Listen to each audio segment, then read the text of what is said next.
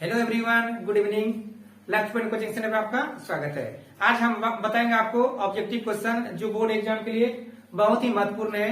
आपका जो फिजिक्स में जो एक्सरसाइज है प्रकाश का परावर्तन तथा अपवर्तन, इन्हीं चैप्टरों में से जो क्वेश्चन आपका आएगा उन्हीं क्वेश्चन के बारे में डिस्कस करेंगे। आज अभी 10 क्वेश्चन फिलहाल इस बोर्ड पे आ सका है, उसी के बारे में हम डिस्कस करेंगे। आज क्लासरूम भी है, आज पूछने का मौका भी हमको मिल गया है।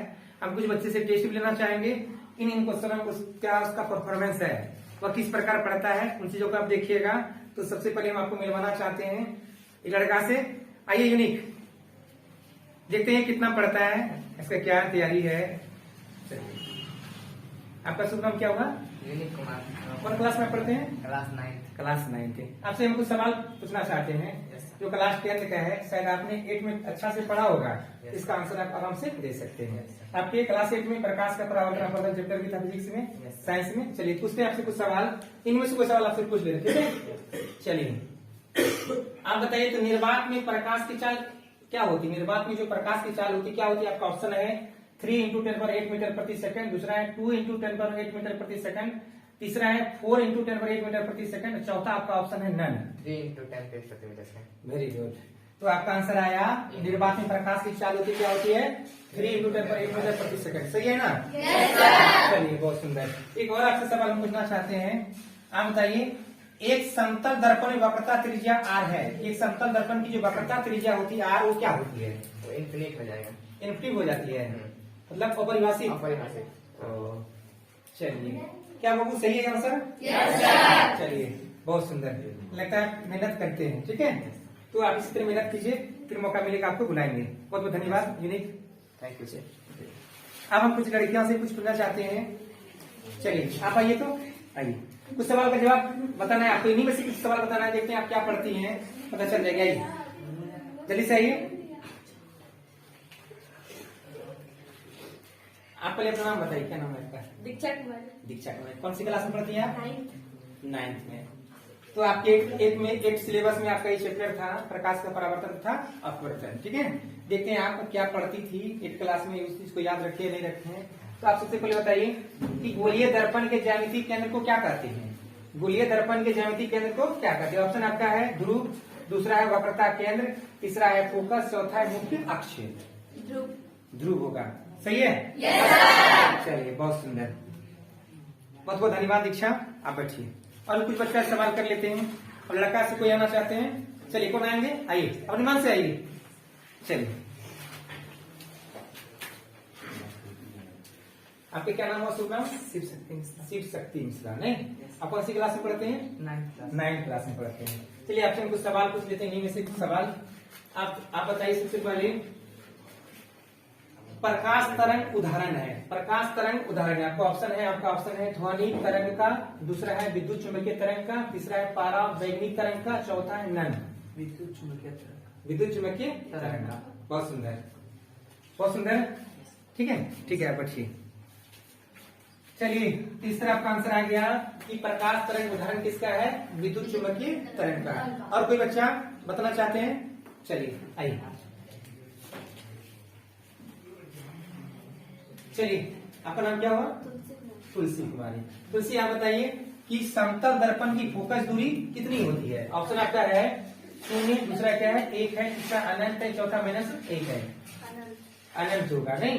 तो समतल दर्पण फोकस दूरी कितनी होती है? अनंत होती है। चलिए वेरी गुड, बहुत सुंदर। आप कोई लड़काना चाहेंगे? आइए आइए आइए। आप बताइए परावर्तन के नियम, परावर्तन के बारे में आप जानते होंगे। चलिए आपका नाम बताइए, अपना शुभ नाम क्या हुआ? विशाल सिंह। विशाल सिंह। आप तो परावर्तन के बारे में जानते होंगे। यहाँ क्वेश्चन आपका है परावर्तन के नियम लागू होते हैं।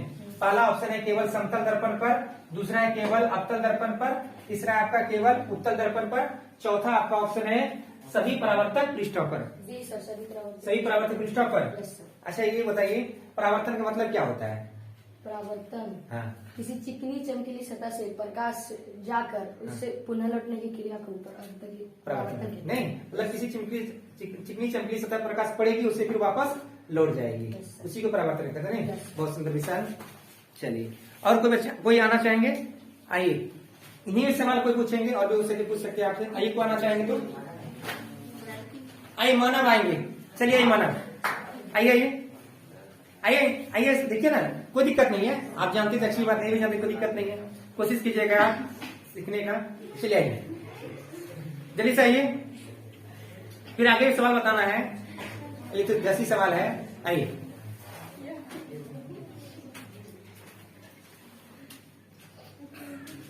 आपका शुभ नाम क्या हुआ? मोनक। कौन सी क्लास में पढ़ते हैं? 9th क्लास में पढ़ते हैं।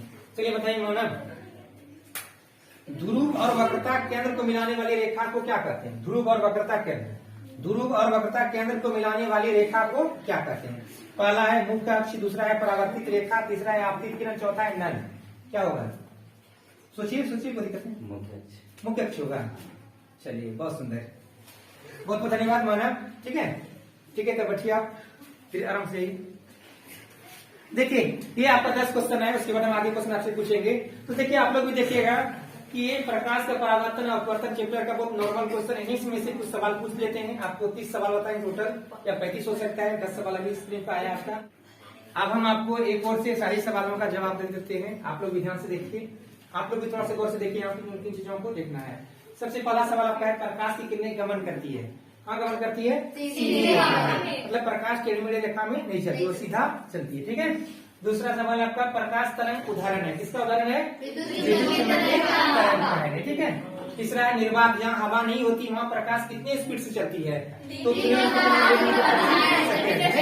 ऐसे किलोमीटर में बोला जाता क्या होगा? 3 मीटर 5 किलोमीटर प्रति सेकेंड। किलोमीटर क्या है, यहाँ 3 कम हो जाती है। चलिए दूसरा है, समतल दर्पण में प्रतिबिंब की प्रकृति क्या होती है? आभासी और सीधा। ठीक है। चलिए बहुत सुंदर। अब है, समतल दर्पण में वक्रता त्रिज्या आर जो होती है वो क्या होती है? अपरिभाषित। मतलब इसको अभी परिभाषित नहीं किया गया, बता नहीं सकते कि समतल दर्पण की जो वक्रता त्रिज्या होती है कितनी बड़ी होती है। चलिए ये अपरिभाषित है, इनफिनिटिव है। ठीक है। दूसरा, समतल दर्पण की फोकस दूरी कितनी होती है? अनंत होती है। चलिए बहुत सुंदर। अब प्रकाश के परावर्तन की कितने नियम है? 2 नियम है। Very good.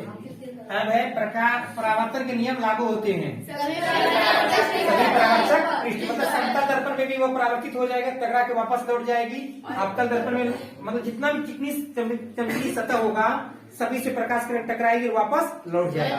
इसलिए क्या होगा, समतल भी हो जाएगा, अवतल भी हो जाएगा और तल भी हो जाएगा। इसलिए ऑप्शन नंबर बी, सभी परावर्तक पृष्ठ। चलिए अब एक गोलीय दर्पण के ज्यामितीय केंद्र को क्या कहते हैं? ध्रुव कहते हैं। जो ज्यामितीय केंद्र उसका मध्य बिंदु को भी ध्रुव बोलते हैं, पोल कहते नहीं। चलिए ध्रुव हो गया। दूसरा कहते हैं, ध्रुव और वक्रता केंद्र को मिलाने वाली रेखा को क्या कहते हैं? आपको हम पिछले वीडियो बताए थे, जब प्रकाश का परावर्तन अपवर्तन चैप्टर चल रहा है, उन वीडियो को आप देखिए, आपको समझ में आ जाएगा। नहीं आप लोगों को भी बता चुके हैं। चलिए ये 10 क्वेश्चन VBI क्वेश्चन था और आगे क्वेश्चन आपको बताते हैं। चलिए इसका सबसे पहले आप स्क्रीनशॉट ले लीजिए।